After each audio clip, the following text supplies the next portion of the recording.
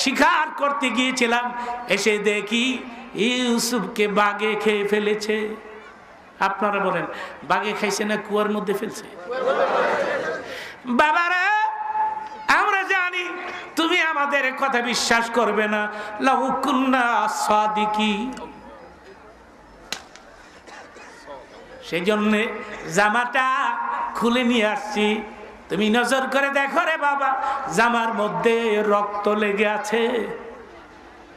হযরত ইয়াকুব নবী দুই হাতে জামাটা ধরে আগাগোড়া নজর করে বলে, কেমন বাগে আমার ইউসুফকে খাইলো। ইউসুফ খাইলো কিন্তু জামাটা ছিল না।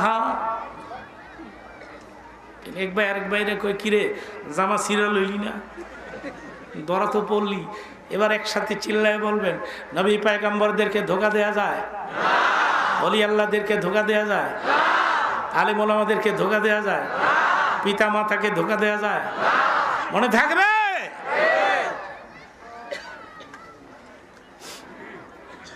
ছেলেরা বাবা এই জামাটা খুইলা লইছিল, বাগে খুইলা এরপরে কায়দা করে খাইছে। হযরত ইয়াকুব বলে, কোন বাগে আমার ইউসুফ খাইল রে? যা ওই বাঘটাকে ধরে নিয়ে আস। আমি ভাগ কি জিজ্ঞেস করব, কেন সে আমার সন্তানকে খাইলো? কোরআন শরীফের যতগুলো ঘটনা, সবচেয়ে হৃদয় বিতারক ঘটনা হচ্ছে ইয়াকুব এবং ইউসুফের ঘটনা। নাহনু নাকুসসু আলাইকা আহসানাল কাসাসি বিমা আওহাইনা ইলাইকা হাদাল কুরআন ওয়া ইন কুনতা মিন ক্বাবলিহি লামিনাল গাফিলিন। আমি যদি নিরিবিলি কোনোদিন কোথাও সুযোগ পাই, আমি সূরা ইউসুফের ব্যাখ্যা আপনাদেরকে শোনাবো একদিন, বলুন ইনশাআল্লাহ। কারণ গোটা সূরার ব্যাখ্যার জন্য কমপক্ষে 3 দিন সময় লাগবে। ডেলি যদি 2-2.5 ঘন্টা করে হয়, 3 দিনে গিয়ে ফিনিশ হবে পুরা ঘটনা হযরত ইয়াকুব এবং ইউসুফের। আমি তো আর ইউসুফ আলাইহিস সালামের কথা শোনাতে আসি নাই, আমি বলছিলাম নবীদের বৈশিষ্ট্যগুলো আপনাদেরকে শোনাবো। তারপরে কি হলো, এখন ইয়াকুব বললেন, কোন বাঘে খাইছে? ভাগ ধরে নিয়ে আস। আপনারা একসাথে বলেন, আমি শুনবো। ভাগ ধরা কি সহজ?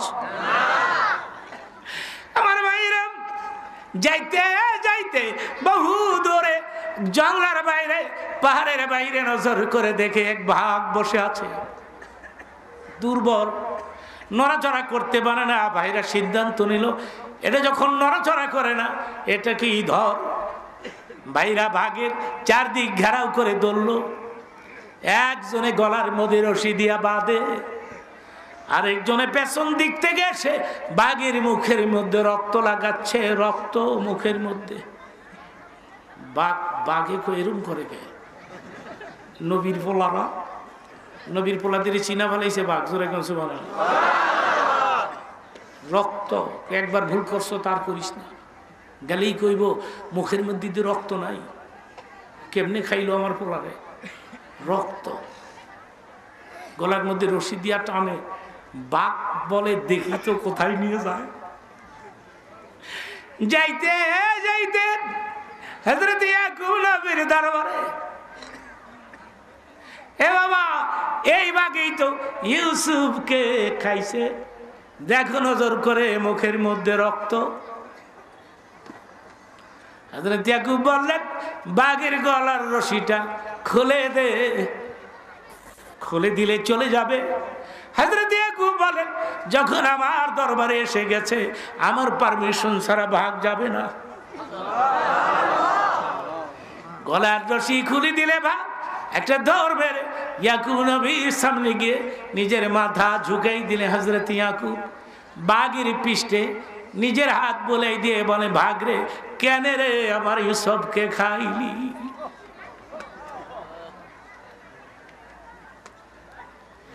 সঙ্গে সঙ্গে বাঘের জবান খুলে যায়। বাঘ ডেকে বলে, ইয়াকুব রে, আমি ইউসুফ খাই না। তোমার ছেলেরা বকরির বাচ্চা সবে করে রক্ত আমার মুখে লাগাইছে, শুধু ইউসুফ নয় রে, দুনিয়ার নবী পয়গম্বরদের গায়ের রক্ত গোশত খাওয়া আল্লাহ পাক আমাদের জন্য হারাম করেছে।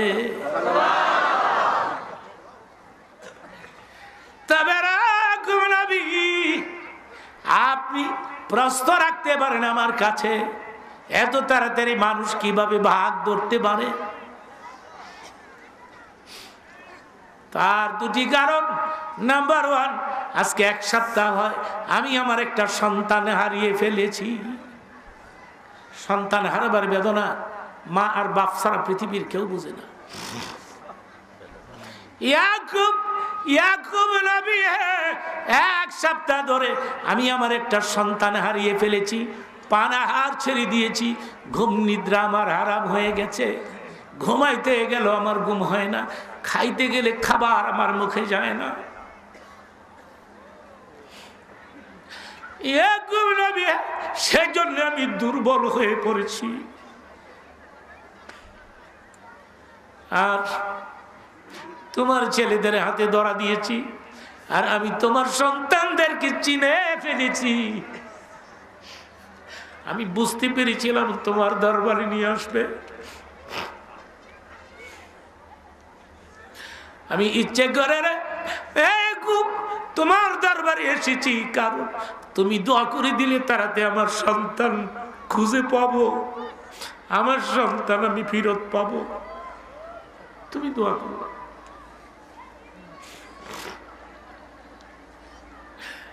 আমার ভাইরা, হযরত ইয়াকুব নবী 2 হাত বাড়া বাঘের গলাতে জড়িয়ে ধরে চোখের পানি ছেড়ে নবী কান্দে আর বলে, ভাগে রে, তাই তো তোর জীবন আমার জীবন একই হয়ে গেল।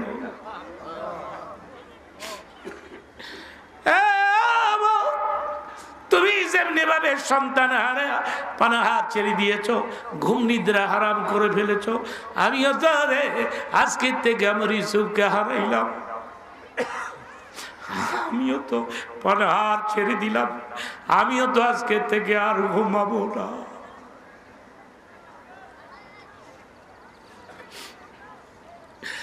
আল্লাহ পাক বলেন, জিবরাইল রে, ইউসুফের ভাইরা আমার ইউসুফকে উলঙ্গ করে কূপের মধ্যে ফেলে দিয়েছে। কোন নবী উলঙ্গ থাকতে পারে না। তুমি একটা কাজ করো রে জিবরাইল, বেহেশতি পোশাক লইয়া যাও, আমার ইউসুফের গায়ে পরাইয়া দাও। জোরে বলুন আল্লাহু আকবার বলুন। কই ইউসুফ আর কই মুহাম্মাদুর।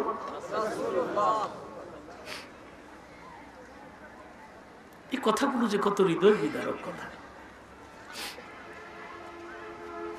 একসাথে বলেন আমি শুনবো। আমাদের নবীর সাথে কোনো তুলনা হয়? নাটা সবাইকে বলতে হবে, তুলনা হয়? ইউসুফ আলাইহিস সালাম দামি নবী ছিলেন, তিনি খুব সুন্দর ছিলেন, তবে তিনি ছিলেন সাদা সুন্দর, আর আমাদের নবী ছিলেন লাল সুন্দর। নবী ভাগ বলেছে, সৌন্দর্যকে 2 ভাগ করে 1 ভাগ দিয়ে আল্লাহ পাক 18,000 মাখলুকাত সৃষ্টি করেছেন, আর 1 ভাগ দিয়ে শুধু ইউসুফ নবীকে বানাইছেন। তো অন্য এক হাদিসে নবী পাক ইরশাদ করেন, ইউসুফ আমার ভাই, সাদা সুন্দর, আমি নবী হয়েছি লাল সুন্দর। মার্কেটে কোনটার ডিমান্ড বেশি, সাদা না লালটা? লালের লেগে দুনিয়া পাগল, মারে খাবা বলে। বাপ নিজের পোলারে কয়, তোর বউ দেখাইছি কালো, তাতে কি হয়েছে, কোরআন শিব পড়তে পারে চমৎকার, বাবা তুমি রাজি হয়ে যাও গা। পোলায় শুনছে কালো, সেজন্য বাপেরে কয় নো লাইক, দরকার হলে আমনে করেন না। লালের লেগে দুনিয়া পাগল, মারহা পাগল। আমি তার নবীকে দেখি নাই, দেখলে না হয় বলতে পারতাম তিনি কেমন সুন্দর ছিলেন। তবে বুখারী শরীফে আসছে, আমার দিকে তাকান, বুখারী শরীফে আসছে। আমি কিছুক্ষণের মধ্যে হাত তুলে ফেলবো। আমি অসুস্থ মানুষ, আমি অনেক সময় ধরে কথা বলতেছি, কেউ শব্দ করবেন না। আমি কিছুক্ষণের মধ্যে একটা হৃদয় বিদারক চিত্র নিয়ে আসবো আমার আলোচনার মধ্যে। তখন যদি আপনারা কাঁদতে পারেন, রাসূলের শানে যদি কারো চোখে পানি এসে যায়, তাহলে আমি বলছি এই প্রোগ্রাম সাক্ষী থাকলো কিয়ামতের মাঠে তোমার চোখের পানি তোমাকে রাসূল পর্যন্ত পৌঁছায় দিবে। আমাদের চোখ গেছে পাথর হয়ে, চোখে পানি আসতে চায় না। আমার দিকে তাকান, রাসূলের কপালটা পাশা ছিল, আমাদের নবীর কপালটা পাশ ছিল, এই চোখের ভুরুগুলি ঘন ছিল, নাকটা উঁচা ছিল, চোখ দুইটা একটু বিগ সাইজের লম্বা, আর আর কি ঠোঁট দুইটা ছিল গোলাপ ফুলের পাপড়ির মতো লাল। রাসূলের ঠোঁট দুইটা লাল, দাঁতগুলো মুক্তার দানার মতো। না জানি কত সুন্দর, আমি তো আর নবীকে দেখি নাই। আজ থেকে কত হবে, এই 27-28 বছর আগে আমি বরিশাল গেছিলাম ওয়াজ করতে। তো তখন আমি খুব নর্মাল চলতাম, মনে করেন এই মোটামুটি একটা লঙ্গি আর একটা পাঞ্জাবি আর জালি টুপি, একটা গামছা টামছা, এদের একটু কাটিং ফাটিং ধরছি, সবাই জন ধরে আমিও ধরছি। চিন্তা করে দেখছি কাটিং না ধরলে দাম দেয় না। তো স্টিমার দিয়ে গেছি, তো সকালবেলায় লোকজন আইসে তকবির দিয়ে আমার নিব, যুক্তিবাদী জিন্দাবাদ, ফলনা দলনা জিন্দাবাদ কইব। তা আমি নাইমে ওদের সামনে গেছি গিয়া, তকবির দেয় না, আমার এই জিগায় হুজুর যুক্তিবাদী আইসে। মেজাজটা কত খারাপ হয় তখন, বেটা মানুষ চিনস্তে কিনলে গাইছে। আমি বললাম আইসে তো, দেখছি তো, আমারে আমি দেখছি না, এ হলো আমার জিন্দিগি। কিন্তু রাসূল এই ব্যাপারটা আলাদা ছিল। এবার আমি দেখব আপনারা কত জোরে মারহাবা বলতে পারেন। এখন না, কথা শেষ হবে চিৎকার মেরে মারহাবা বলবেন। রেডি? সবাই বলেন হ্যাঁ। আমার নবীর ব্যাপারটা আলাদা ছিল, নবীকে দেখলেই মনে হইতো এটাই নবী হবে। মারহাবা বলেন। এত সুন্দর ছিলেন মুহাম্মদুর। যদি তাই না হবে তাহলে আমার প্রশ্নের উত্তর দিবেন। যদি তাই না হবে তাহলে হিজরতের দিন, দিলকে নরম করে দিবেন, কেউ মাথাও লাগাবেন না। এখন হিজরতের দিন আবু বকর আর রাসূল এই দুইজনই তো মদিনাতে প্রথম হিজরত করলেন। আবু বকরও তো দেখতে কম সুন্দর ছিলেন না, বয়সের খুব ডিফারেন্সই নাই, এই 4-5 বছরের ব্যবধান রাসূলের বয়সের সাথে আবু বকরের। তিনি তো কম সুন্দর ছিলেন না। একটা উঠে আবু বকর বসা, আরেকটা উঠে রহমতের নবী বসা। তো উট দুটি মদিনা শহরের দিকে এগোচ্ছে। আমার ভাইরা, মদিনার মানুষ প্রতিযোগিতায় নেমে গেছে, কে কার আগে নবী পাককে দেখবে। আর মদিনার ছোট্ট ছোট্ট ছেলে মেয়েরা দলবদ্ধ অবস্থায় মদিনার শহর ছেড়ে রাস্তা দিয়ে ঘুরছে। হঠাৎ করে দেখা যায় দুটি উট মদিনা শহর টার্গেট করে আসতেছে। উট দুটি মদিনা শহরের বাউন্ডারির ভেতরে যখন ঢুকে পড়ল, এই ছোট্ট ছেলে মেয়েরা কেমনি বুঝলো এটাই আল্লাহর নবী? ওরা তো আবু বকরের উট ঘেরাও করে ধরে নাই, আল্লাহর হাবিবের উটের চারদিক ঘেরাও করে ধরেছেন। তখন আবু বকর বললেন, তোমাদের টার্গেট ঠিক আছে, তিনিই তো আল্লাহর বন্ধু।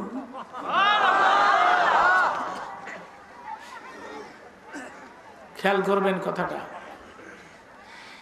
এক তো উট, উঁচা উটের পৃষ্ঠে রহমতের নবী বসান, নবী পাকের মুখমণ্ডল চেহারা মোবারক তো আর উপরে, আর ছেলে মেয়েরা উটের নিচে মৌমাছির মতো ঘাড় ব্যাকা করে।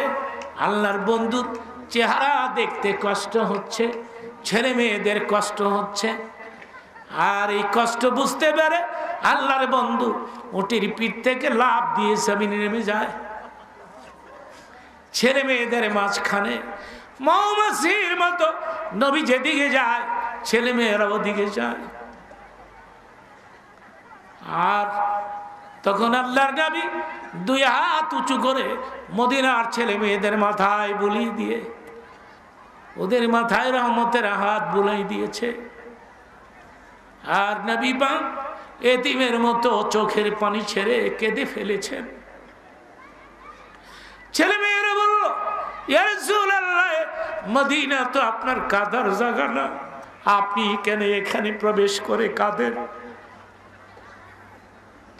কাঁদেন কেন? মদিনার মানুষ আপনার অপেক্ষায় দাঁড়িয়ে আছে। আমার ভাইরা, নবী পাকের কান্না আরো বেড়ে গেছে। তিনি কেঁদে কেঁদে বলেছিলেন, তোমরা বুঝি আমাকে বেশি ভালোবাসো? তোমরা বুঝি অনেক বেশি ভালোবাসো আমাকে? ছেলেরা মেয়েরা বলল, আমাদের জীবনের চাইতে বেশি ভালোবাসি।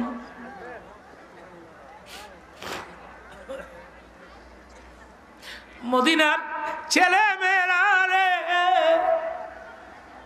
তোমরা তো আমাকে ওয়েলকাম দিয়ে নিতে এসেছো, স্বাগতম বলে নিতে এসেছো, কিন্তু আমার দেশের ছেলেরা আমাকে চিনল না, আমার গায়ে পাথর মারল।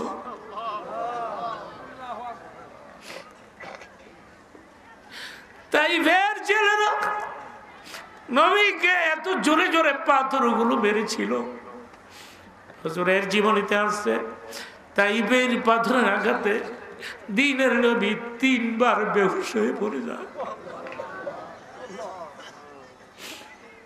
একবার পড়ে গেলে নবীর জ্ঞান ফিরলে ছেলেরাই ধরে ধরে দাঁড় করায় দেয়, আবার মারে। নবী বাক আবার পড়ে যায়, জ্ঞান ফিরে আসলে ওই ধরে ধরে দাঁড় করায় দেয়, আবার মারে। এইবার এত দূরে মারল,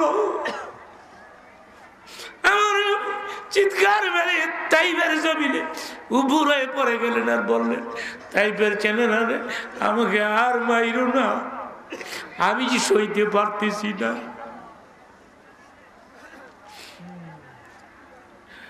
ভাইরা আমার, হুজুরের দেহ মুবারকের চারদিকের চামড়া ফেটে গেছিল, চামড়া ফাটিয়া রক্ত জড়িয়া পায়ের নিচে, জুতার ভেতরে রক্ত শুকাইয়া জুতার তলার সঙ্গে পায়ের তলা জমাট খেয়ে বেঁধে গেল। সবর সাথী হযরত যায়েদ বিন আরজা বলে, ইয়া রাসূলুল্লাহ, জুতার ভেতরে রক্ত দেখা যায়, জুতা খুলে ফেলি। জুতায় ধরে টান দিলে নবী বললেন, যায়েদ রে, জুতা ধরিস না, কলিজার মধ্যে আঘাত লাগে।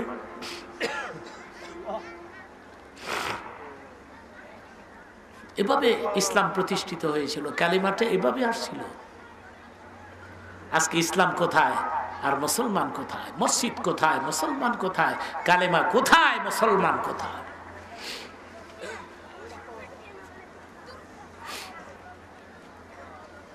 এখানে সবাই কাঁদবেন আমি জানি, আর এখানে সবাইকে কান্নাকাটি করার দরকার নাই। দিনের নবী বলেছেন, ধর্মীয় প্রোগ্রামে একটা লোক যদি চোখের পানি ছেড়ে কাঁদে, তার চোখের পানির খাতিরে বাকি লোকদেরকে ক্ষমা করে দেয়া হয়।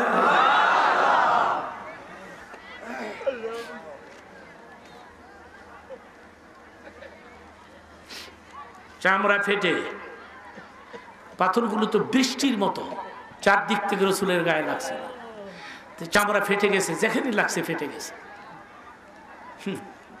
সেই জন্যে হাদিসে আসছে, রসুল গোসলের পরে তেল বেশি ব্যবহার করতেন, আর মাথার মধ্যে বেশি তেল দিতেন, নবীর পাগড়ি শুদ্ধ ভিজে যেত না।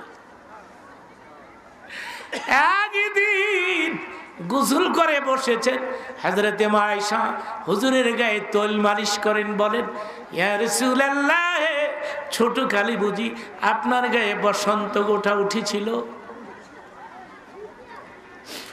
বসন্ত উঠেছিল ছোটকালে, আপনার গায়ের চারদিক দিয়ে কালো কালো স্পট, কালো কালো দাগ,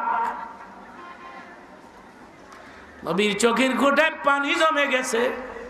নবী বলে, আয়েশা রে, আমার বসন্ত গোটা হয় না, আমার গায়ে গামাসিও হয় না, খুজলি পাসরা আমার গায়ে হয় না।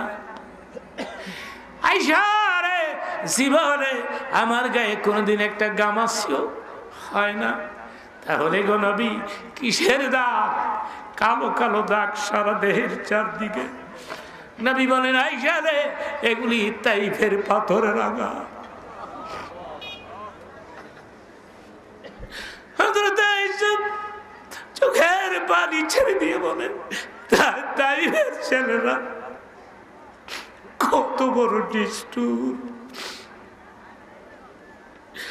এরা আমার স্বামীর গায়ে পাথর মেরে দাগ বসাই দিল।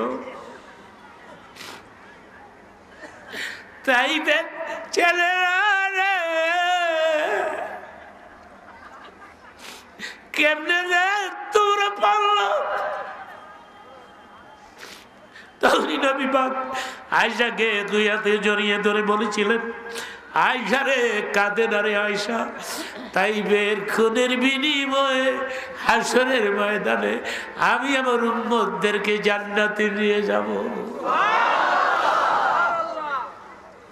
লা ইলাহা ইল্লাল্লাহ, লা ইলাহা ইল্লাল্লাহ,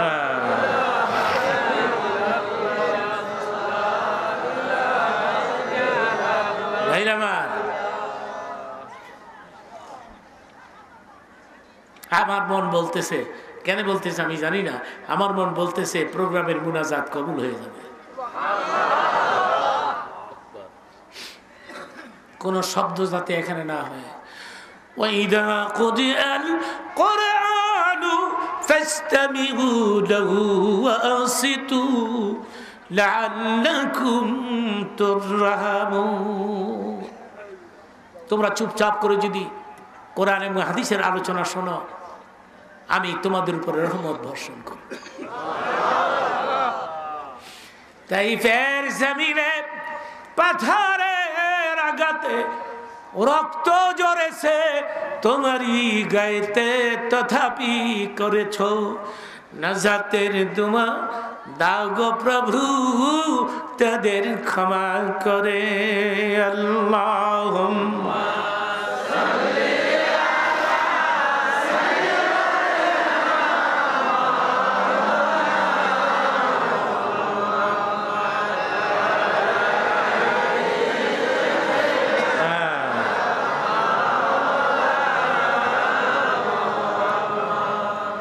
হাদিস শরীফের মধ্যে আছে, পৃথিবীর যে কোনো জায়গা থেকে আমার উম্মত তরুণেরা আমি নবীর নামে একবার দুরূদ পাঠ করে, সেকেন্ডের মধ্যেই দুরূদের আওয়াজ মদিনার রওজার ভিতরে আমার কানের গোড়ায় পৌঁছে দেওয়া হয়।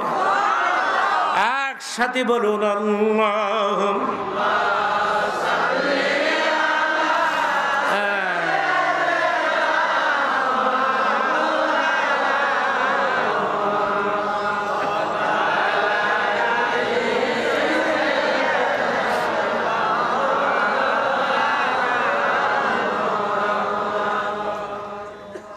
এদিকে থাকা আমার দিকে। খোদার আরশ তখন কাঁপতেছিল। সুবহানাল্লাহ। হযরত জিবরিল ফেরেশতা বলে, আল্লাহ রে, যার খাতিরে দুনিয়া বানাইলা তোমার বন্ধুর গায়ে পাথর মারে তুমি কেমনে সহ্য করো? আল্লাহ পাক বললেন, জিবরিল রে তাইফে যাও, তোমার প্রশ্নের উত্তর আমার বন্ধু দিয়ে দিবে। হযরত জিবরাইল এসে দেখে তাইফে নবী বসা, হুজুরের দেহ মুবারক লাল রক্তে লাল হয়ে গেছে, হুজুরের দেহ কাঁপতেছে। হযরত জিবরাইল নবী পাকের পাশে দাঁড়ায় বলে, তাইফের ছেলেদের কত বড় সাহস, আমার নবীর গায়ে পাথর মারলো। নবী জি গো, আমি জিবরাইল এসে গেছি, ভয় নাই ভয় নাই, আমার 600 পাখা আছে, একটা পাখার চাপ দিব তাইফকে 70 গজ মাটির নিচে দাবাই দিব। এই সুযোগ যদি আমরা পাইতাম, কত মানুষ যে মাটির নিচে নিতাম না। কারণ আমাদের ক্যারেক্টার ভালো না, তো চরিত্র তো ভালো না। আমি একটা চাপ দিব। জিবরিল তো রাসূলকে ভালোবাসতেন। সুবহানাল্লাহ।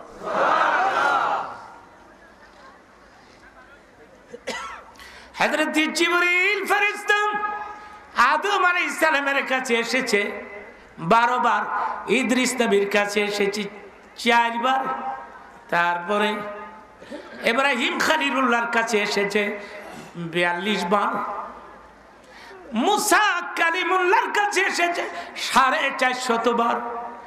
তোমার আমার নবীর কাছে জিবরীল ফেরেশতা এসেছে 24,000 বার।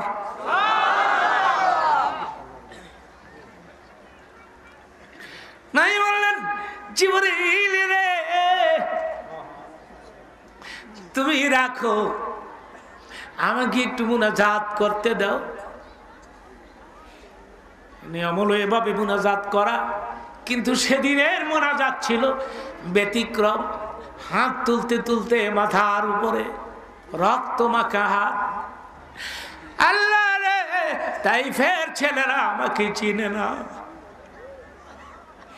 এরা যদি চিনতো কোনদিন আমার গায়ে পাথর মারতো না। এরা ছেলে মানুষ কি বুঝে রে আমার আল্লাহ, কেমন নবী। আল্লাহ আমার গায়ে রক্ত দেখে যদি তুমি রাগ হয়ে যাও, আর তাইপে যদি গজব দাও, তাইপের মানুষগুলো মরে যাবে। সবই যদি মরে যায় রে হে আল্লাহ, তাহলে আমি নবী কাদের কাছে কালেমার দাওয়াত দিব?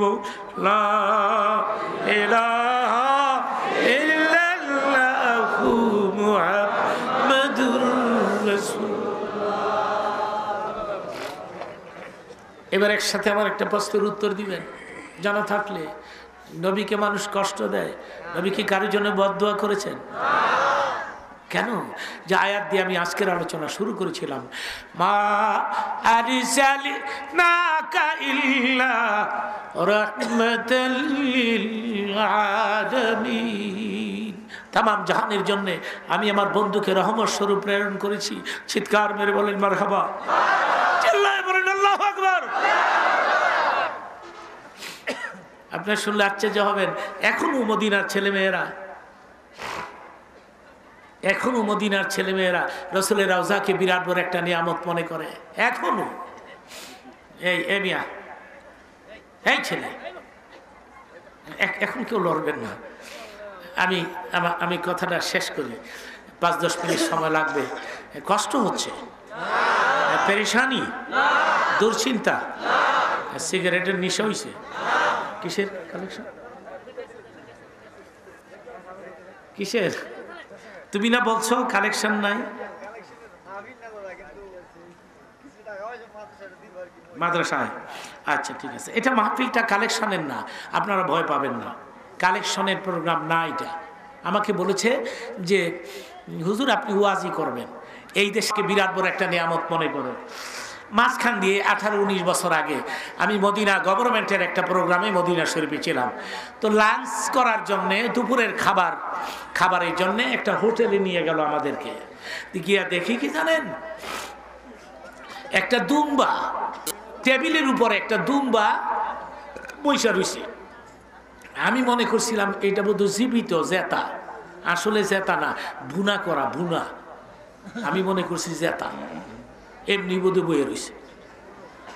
কিছুক্ষণ পরে দেখি কি লোকেরা কাটা চামিচ দিয়ে গুতা দেয়, গুতা দিলি গোস বাড়ি আই। পরে আমিও গুতা দিছি। একটা ছেলে, আর ওদের ক্যারেক্টার জানেন, ওদের চরিত্র হলো দাওয়াত খাইতে গেলে বাচ্চা সঙ্গে নিয়ে যায়। কেন জানেন?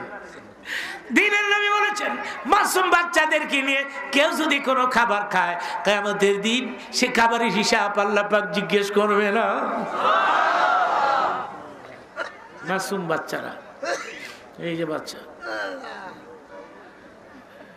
বাচ্চাদেরকে রসুল দেখলে নিচে যাইতেন, বাচ্চাদেরকে ডাকতেন না, নিচে বাচ্চাদের কাছে যাইতেন। ওয়াজ তো মনে থাকতো না জানিও, এই ওয়াজটা মনে রেখে নহন যেটা কইলাম।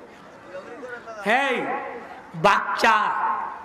বাচ্চা দেখলে রসুল ওই বাচ্চার কাছে যাইতেন, বাচ্চাদের ডাকতেন না, নিজে যাইতেন। যাই কি করতেন? যাইয়া সালাম দিতেন, আসসালামু আলাইকুম, নাম কি, কাইফাল হাল, বাচ্চাদেরকে নিজে সালাম দিতেন আর বলতেন নাম কি আপনার, আপনি কেমন আছেন। এরপরে কি করতেন, বাচ্চাদের মাথায় রহমতের হাত বোলাই দিতেন। হ্যাঁ, তুমি খালি বাচ্চারে ফি দাও।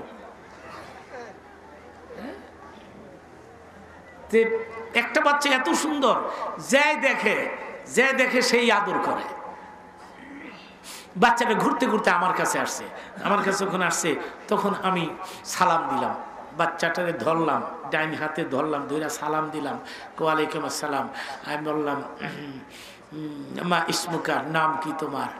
ইসমি আব্দুল্লাহ। আমি বললাম আব্দুল্লাহ কাইফাল হাল, কেমন আছেন? আলহামদুলিল্লাহ আলা কুল্লি হাল। আমি বললাম আব্দুল্লাহ হাল তাযহাবু বিলাদি, আমার দেশে যাইবা? মানে একটা দাওয়াত দিয়া লইলাম। আমার দেশে দেখবার মতো অনেক কিছু আছে। এই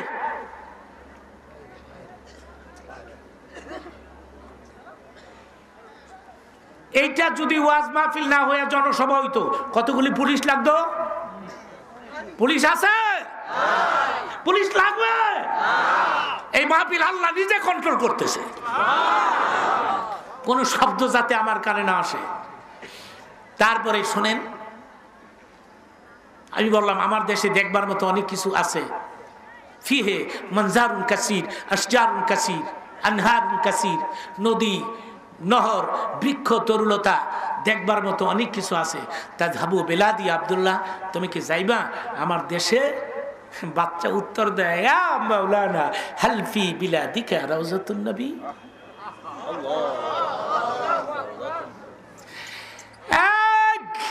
মাওলানা, তোমার দেশে নদী আছে, নহর আছে, বৃক্ষ তরুণতা আছে, সব আছে, বলো তো তোমার দেশে আমার নবীর রওজা মুবারক আসেনি? আমার নবীর কবর আছে? এক কথায় সব শেষ। জানেন, আমার দিকে তাকায় থাকেন, মদিনার ওই যে ছেলেমেয়েরা উঠের চারদিক ঘেরাও করতে করতে করতে করতে নবীকে শহরে নিয়ে গেছে, তখন নবী এটাও বলেছিলেন, মদিনার ছেলেমেয়েরা রে, আমার একটা কথার ওয়াদা দিতে হবে। বলেন কি করব নবী? আজকে যেভাবে তোমরা আমাকে পাহারা দিতেছ, ঠিক এইভাবে জীবনভর মদিনা আমাকে পাহারা দেয়া রাখবেনি। ছেলেরা উত্তর দিল, জীবন বড় পাহারা দিয়া রাখবে হে নবী, দরকার হলে আমরা আমাদের গায়ের তাজা রক্ত পর্যন্ত আপনার নামে বিলাইয়া দিব। আমি একটা ছোট্ট দৃষ্টান্ত হাদিস শরীফ থেকে পেশ করব। এই কথাটার বাস্তবায়িত কতটুকুন হলো, যে জীবন দিয়ে দিব নবী, তোমার নামে দরকার হলে রক্ত দিব তোমার নামে। বদরের যুদ্ধের ঘন্টা যখন বেজে গেল, আর রসুল তো বদরের সেনাপতি, মারহাবা বলেন, যুদ্ধে যাবেন, ঠিক এমন সময় মদিনার দুটি ভাই মুআজ মুআব্বিস, এই 12 বছর 14 বছরের দুই ছেলে এসে বলে, নবী হে, আমরা বদরে যেতে চাই। নবী বললেন, তোমাদের নাম কি? আমার নাম মুআজ, আমার ভাইয়ের নাম মুআব্বিস। আরে মুআজ, তোমরা কি দুই ভাই একই মায়ের পেটের? জাহান নবী, মুআজ তুমি বড় কে? হে, আমি তোমাকে পারমিশন দিলাম, মুআব্বিস তোমাকে পারমিশন দিলাম না। ছোট ভাই ডাক দিয়ে বলে, ইয়া রাসূলুল্লাহ, কেন, আমি কি দোষ করেছি? নবী বললেন, কোনো দোষ নাই, তুমি ছোট বয়সে, তাছাড়া তোমার গায়ে শক্তিও কম, তোমার ভাই বয়সে বড়, শক্তি বেশি। ছোট ভাই বললেন, শক্তির কারণে যদি আমি বাদ পড়ে যাই, তাহলে ভাইয়ের সাথে আমার কুস্তি লাগাই দেন। আমি যদি বাইরে জমিনে ফেলে দিতে পারি, বদরের মাঠের সৈনিক আমার নসিব হবে নি। বাচ্চাগুলাই নবীকে কত ভালোবাসে। নবী বললেন, লাগো তো দেখি। এবার দুই ভাই লাগবে। ছোট ভাই চোখের ইশারায় বলে ফেলেছে, বাইরে আমি জানি আমি তোমার সাথে পারি না, তুমিও তো জানো আমি পারি না, তুমি তো পারমিশন পেয়ে গেছো, তোমার পারমিশন তো আর ক্যান্সেল হবে না। জীবনে একবার রে জমিনে শুইয়া তোমার বুকের উপরে আমাকে একটু বসতে দিবা, একবার। তুমি তো পারমিশন পেয়েছো, তোমারটা তো আর ক্যান্সেল হবে না। চোখের ইশারা বড় ভাই বুঝে ফেলেছে, লাগার সঙ্গে সঙ্গে বড় ভাই ত্রাস করে পড়ে গেছে। ছোট ভাই বুকের মাঝখানে বসে বলে, ইয়া রাসূলুল্লাহ, দেখলেন কত তাড়াতাড়ি ভাইকে জমিনে ফেলে দিলাম।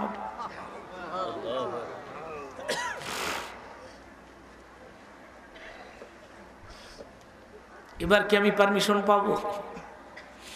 নাই বললেন, কি কারণে বদরের সৈনিক হতে চাও? দুই ভাই বললেন, আজকের থেকে 1 বছর আগে হিজরতের দিন আপনার উঠের চারদিক ঘেরাও করে ছেলে মেয়েরা ধরেছিল, আমরা 2 ভাই সেদিন সেখানে উপস্থিত ছিলাম। আপনি বলেছিলেন জীবনভর এইভাবে করে মদিনায় আমারে পাহারা দিয়া রাখবেনি। বলেছিলেন তোমরা আমাকে কেমন ভালোবাসো। আমরা বলেছিলাম জানের চাইতেও বেশি। নবীজি গো, প্রয়োজন হলে আপনার জন্য গায়ের তাজা রক্ত দিব। 1 বছর যেতে না যেতে আবু জেহেলের নেতৃত্বে বদরে যুদ্ধের ঘন্টা বাজিয়ে দিয়েছে। কত বড় সাহস আবু জেহেলের! মক্কা নগরে আমার নবীকে থাকতে দিল না, মদিনায় তিনি আরামে থাকবেন সেটাও দিল না, যুদ্ধের ঘন্টা বাজিয়ে দিয়েছে। ইয়া রাসূলুল্লাহ, আমরা 2 ভাই যাব, পারমিশন দেন।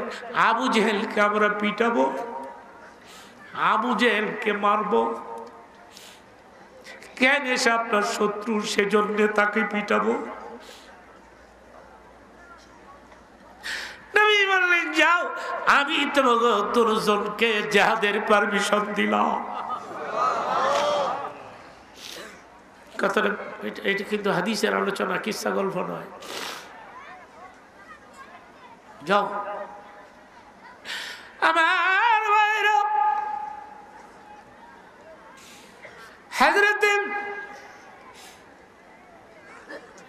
আব্দুর রহমান বিন আউফ মুহাজিরে মক্কি, ওনার পাশে দাঁড়া হযরত মুআজ বললেন, আবু জেহেল কোন লোকটা একটু দেখাই দিবেন। তিনি বললেন, আপনি তো মক্কার অধিবাসী, আপনি তো তাকে ভালো করে চেনেন, আব্দুর রহমান বিন আউফ, একটু দেখাই দেন তো আবু জেহেল কোন লোকটা। তখন আব্দুর রহমান আউফ বললেন, ছেলে মানুষ, তোমরা তাকে দিয়ে কি করবে? হযরত মুআজ বলে, এটা কিন্তু আমাদের প্রশ্নের উত্তর হয় নাই। আপনাকে দেখাই দেন, এরপরে কি করব নিজেই দেখবেন। আল্লাহু আকবার কর। যুদ্ধ শুরু হয়ে গেল। ছেলে মানুষ তো দৌড়িতে দৌড়িতে আবু জেহেলের ঘোড়ার পেছনে গেছে না। আবু জেহেল তো ঘোড়ার পৃষ্ঠে নিচের দিকে চায় না, মগায়, মগার মৌত হইছে তো।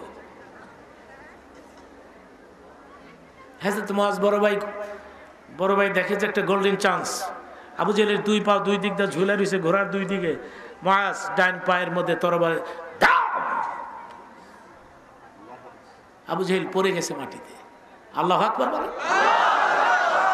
একটা বাচ্চার তরবারির আঘাত সইতে পারে না, কি সাতাম লিডার। আবু জেহেলের পেছনে তার আপন ছেলে, পেছনে কে রে? বাচ্চা, আমার বাবারে তরবারি আঘাত করে জমিনে ফেলে দিলি, আমি তো তোকে ক্ষমা করতে পারি না। মুআজের উপরে তরবারি মেরে দিলে। হাদিস শরীফে আসছে, হযরত মুআজ বড় ভাইয়ের বাম হাতটা কেটে গেছে, নিচে দিয়ে শুধু একটু চামড়া লেগে আছে। জ্বলন্ত হাত, যেহেতু চামড়া লেগে আছে, হাত তুলতেছে, জ্বলন্ত হাত মুআজকে বিরক্তি করে, ডিস্টার্ব করে। হাতের জন্য তিনি জোরে চক্কর দিতে পারে না, দৌড়াতে পারে না। তখন তিনি কি করলেন? ছেলে মানুষ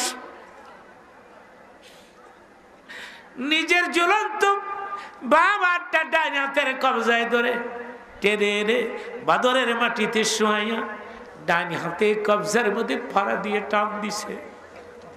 হাত ছিন্ন হয়ে বদরের মাটিতে গলা কাটা মুরগির মতো ছটপট ছটপট করতেছে। আর তখনই তিনি হাতের দিকে নজর করে বলেছিলেন, হযরতে মুআজ, হাতে রে কিয়ামতের মাঠে তুই সাক্ষী দিবি নবীর জন্য আমি তোরে কুরবানি দিলাম। কিছুক্ষণের মধ্যে রক্তক্ষয় অবস্থায় মুআজ জমিনে পড়ে গেলে, সোজা হয়ে দ্রাস করে পড়ে গেলে ছোট ভাই কপালের মধ্যে হাত বোলায় আর বলে, কেমন লাগে তোমার? বাইরে একসাথে দুই ভাই রহমতের নবীর পারমিশন নিয়ে আসছিলাম, তুই তো নবীর জন্য নিজের হাত দিলি, আমি তো নবীকে কিছুই দিতে পারলাম না,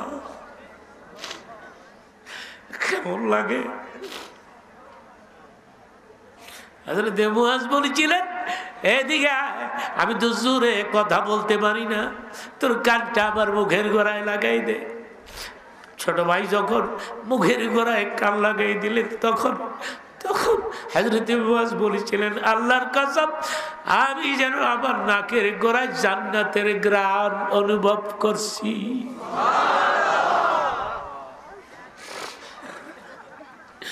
ছোট ভাই তখন বললেন, তোমার মনে কিছু চায়, একটু পানি, একটু খাবার, আমি ম্যানেজ করি, ব্যবস্থা করি। তখন হযরত মুআজ বলেছিলেন, আমার মন যেটা চায় রে সেটা তো তুই ম্যানেজ করতে পারবি না। কেন পারবো না? চেষ্টা করি, পারবি। আমার মন চায় শহীদ হওয়ার আগে রহমতের নবীকে, দিনের নবীকে এক নজর দেখতাম, মন চায় আমি নবীকে একটু দেখতাম। তুই পারবি না, কারণ এখন তো যুদ্ধ চলছে। তবে শুনলে দিলের নবীর পাইলে আমার সালাম কবি আর কবি। আজ থেকে 1 বছর আগে ওয়াদা দিয়েছিলাম, শুধু কি পাহারা দিয়ে খাদ্য হবো, প্রয়োজনে রক্ত দিয়ে দিব। নবীরে বলবি, আমি আমার জীবন মদিনার নবীর নামে কোরবানি দিলাম। এভাবে ভালোবাসতে আল্লাহ বলেছেন, ইন কুনতুম তুহিব্বুনাল্লাহ ফাত্তাবিউনি ইউহিব্বুকুমুল্লাহ ওয়া ইয়াগফির লাকুম যুনুবাকুম ওয়াল্লাহু গফুরুর রাহিম। আমার প্রশ্নের উত্তর দিবেন, জানা থাকলে একসাথে। নবীকে ভালোবাসতে হবে নিজের জানের চাইতে বেশি না কম? ছেলে মেয়ের চাইতে বেশি না কম? স্ত্রী পুত্রের থেকে বেশি না কম? লা ইউমিনু আহাদুকুম হাত্তা কুনা হাব্বা ইলাইহি মিন ওয়ালিদিহি ওয়া ওয়ালিদিহি ওয়ান নাসি আজমাইন। মানুষের দিল যখন নরম হয়ে যায়, মানুষ যখন কান্দে, তখন মানুষ আল্লাহর কাছে যা চায় তাই পায়। চিৎকার মেরে বলেন মারহাবা, চিৎকার মেরে বলেন আল্লাহু আকবার। ইদানিং এত লম্বা আলোচনা আমি কোথাও করি না, আমি ঘড়ির দিকেও তাকাই না, একটানা 2 ঘন্টা হয়ে গেল। আমি আজকে আমার এই লম্বা আলোচনা আপনাদের খেদমতে রেখে গেলাম। আমার সাথে যোগাযোগ রক্ষা করলে আগামীতে প্রোগ্রাম যদি হয়, বারবার যদি হয়, আমি আরেকবার এসে আমার ছেলেকে সাথে করে, আবু বকরকে সাথে করে নিয়ে এসে, আমার বড় ছেলে আবু বকর সিদ্দিক কামিল পাস করেছে, ইউনিভার্সিটি শেষ করেছে, আমি আমার ছেলেকে নিয়ে এসে আরেকবার আপনাদেরকে ওয়াজ শোনাবো। মাদ্রাসার কথা আমার কাছে বলা হয়েছে, আমি 5 মিনিট সময় দিব। 5 আল্লাহ পাক এটা আমার দেশ। এখানে আমার আত্মীয় স্বজন আছে অনেক, এরা আমার নাম শুনে পাগলের মতো ছুটে আসছে, এরা আমাকে অনেক ভালোবাসে। আমি বলেছিলাম চুপ থাকতে, তারা চুপ থাকছে। আমি বলেছি বসে থাকতে, তারা বসে থাকছে। আমি বলেছি কিছু অর্থ দিতে, ডোনেশন, তারা তো তাও করেছে। এরা আমার সব কথা রাখছে। এখন তুমি আমার একটা কথা রাখবা, আমাদের জীবনের সমস্ত গুনাহ খাতা মাফ করে দেবে আল্লাহ পাক। আমার মা বোনেরা আসছে, আসার পথে দেখলাম রাস্তার দুই ধার দিয়ে মহিলারা আসতেছে, ঝাঁকে ঝাঁকে দলে দলে আমার মা বোনেরা আসছে। কার মনে কি আমি জানি না, প্রত্যেকের মনের নেক মাকসাদ তুমি পুরা করে দাও। স্বামী স্ত্রীর মধ্যে মোহাব্বত পয়দা করে দাও, পিতা পুত্রের মাঝে মোহাব্বত পয়দা করে দাও। আমাদের আয়াত লম্বা করে দাও, পেরেশানি দূর করে দাও। হায়াত লম্বা করে দাও, পেরেশানি দূর করে দাও। আমাদের খাবার মধ্যে তুমি বরকত দাও, রিজিকের অভাব দিও না। যদি দাও কি খাইয়া তোমার গোলামি করব। কঠিন কোন রোগ ব্যাধি আমাদেরকে তুমি দিও না, যে রোগের চিকিৎসা নাই। কোন রোগ ব্যাধি দিয়া মাসের পরে মাস বিছানার মধ্যে ফেলে রেখে দিও না। আল্লাহ রে, হঠাৎ করে অসুস্থ হয়ে পড়েছি, আমি জানি তোমার চাইতে বড় ডাক্তার এই পৃথিবীতে আর হয় না। তুমি আমাদেরকে সুস্থ রাখবা, জবান মিষ্টি করে দিবা, দ্বীনের কথা মানুষের সামনে উপস্থাপন করতে পারি, পেশ করতে পারি। বান্দি এই গ্রাম আমি তোমার কাছে রেখে গেলাম, এই গ্রামে তুমি রহমত বর্ষণ করবা। পুরা এলাকা ২৫০০ রূপগঞ্জ সবটাই আমি তোমার কাছে রেখে দিলাম, সবসময় তুমি রহমত বর্ষণ করবা। এই প্রোগ্রামে যারা টাকা পয়সা দিল, পরিশ্রম করলো, এগুলি তুমি কবুল করবা। আর একটা কথা বলে বিদায় নিয়ে গেলাম, এখানে বহু লোক আছে মা বাপ এই পৃথিবীতে বেঁচে নাই।